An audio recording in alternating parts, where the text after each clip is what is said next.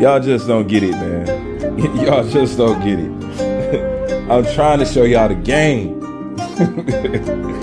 Once you understand the game, man, read these people is hilarious, especially A. Somebody hit me up through some videos in my feed, and I watched about 4 of them. And what I gotta say to y'all is this: you guys don't understand, okay? Y'all talk about Eddie Hern and Jerron Boots Ennis and what they gonna do at 154. You don't see the play, do you? The reason why you see Eddie Hern go right back to mentioning Terence Crawford's name again after all this stuff just fell apart is because he gonna run the same game at 154 that he ran at 147. Him and Team Ennis, they both doing the same thing, man. They both doing the same thing. He gonna run the same game at 54. All right. So supposedly we ain't get to fight with Brian Norman Jr. because Jerron Boots Ennis is only fighting at 30%. He can't make the weight no more. Blase split. All right.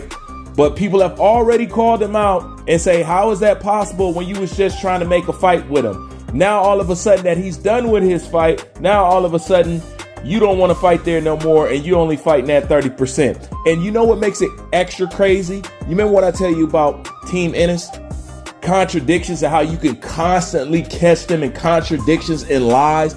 I haven't caught any team in more contradictions than lies than Team Ennis.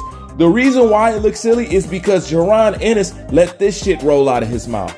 He say he can make 147 for as long as he wants. So by his own admission, by his own words, he ducking. Come on, man. Come on. Come on. But that's Brian Norman Jr. and that's that. We talking about 147, right?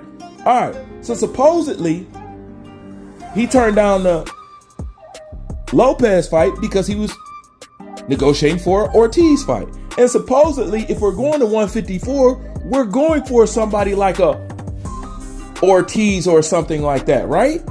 Right? Guess what? They done already told you out the gate. Well, we going to 154. You know that Ortiz fight? Yep, can't do that. They turned that down. Yeah. So it's no mystery that you're hearing Eddie talk about Terence Crawford again. They gonna do the same thing. See, Team Ennis used Terence Crawford's name to hype him up to a level in which he can't deliver. Let me say that again. Jerron Boots Ennis' team used Terence Crawford's name to hype him up to a level that he can't perform at. You see what happens? All that clout chasing? You done clout chased yourself into high expectation. Now they don't want to deliver.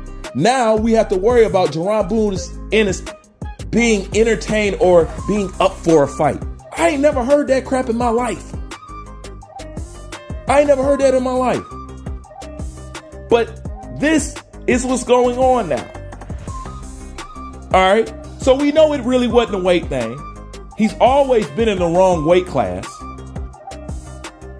You know, you just watched my last video. You heard they say they will accept the fight, then they won't accept the fight. I mean, you done seen it. So, which actually is going down is they're going to use, especially if Terence Crawford keeps boxing, they're going to use Terence Crawford's name again. Talk, yo, he wants Terence Crawford. He wants to avoid all the shit that they could be doing, just like they already did. This is why you hear Eddie Hern bringing back up Terence Crawford's name all of a sudden. And everybody called it out. Like, oh, so that's what we doing, huh? We back to talking about Bud, right? You see, if they can't use these gimmicks and tricks in the media to keep people blind and stupid and tolerate all this ducking and shucking, man, get out of here, bro. It is what it is. The kid said he can make weight as long as he wants. All of a sudden, a day before the fight with Brian Norman Jr., he can't make the weight no more. He's fighting weak or whatever and whatnot.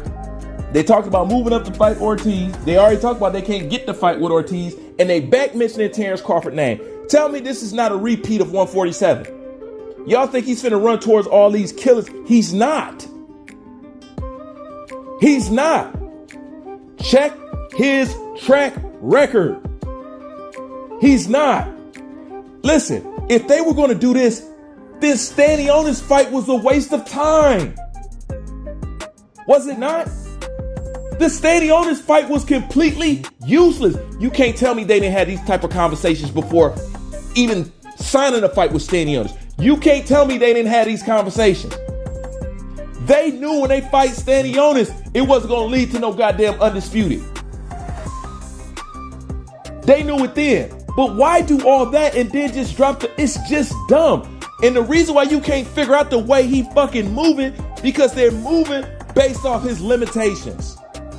But shh, they can't tell you that. Shh, you think he a killer. Shh, you think he the best thing since sliced bread. Shh, you think he another Floyd. Shh, you think he'll stop Errol Spence. You think he'll stop Floyd Mayweather. You think he'll stop Terence Crawford. Shh, we can't tell you. There ain't none of that shit even close to being true. But since they know you guys are more fanboys than fan of the martial art, they know that they can lie to you, and therefore we could create puff pieces. This is why they scrubbing the internet of any information or any videos that might make them look like a quack and all that other stuff. This comes in because we have man fans.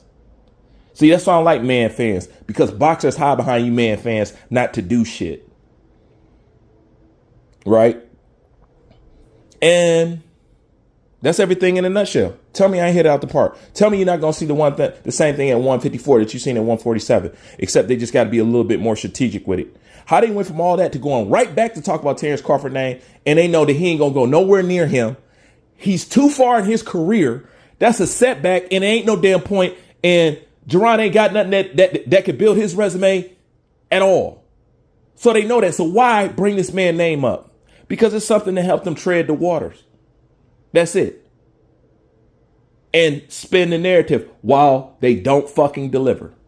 Remember, they went back and forth, disputed 54, disputed 54, disputed 54. And when we got settled in one thing, they say, no, we're going here. Okay, so you gonna go for undisputed? No, we're going to 154. All right, 54, let's get that Ortiz. No, it ain't nobody. Jerron has told me he really wants to pursue, all this bullshit. But when it comes down to it, that's not the case. Moving to 54 is going to be a big fucking mistake. Should have stayed at 147, but only time going to tell, right? Right? Let's let the hourglass spin, and we're going to see who right in the end. Like, comment, subscribe. I'm out.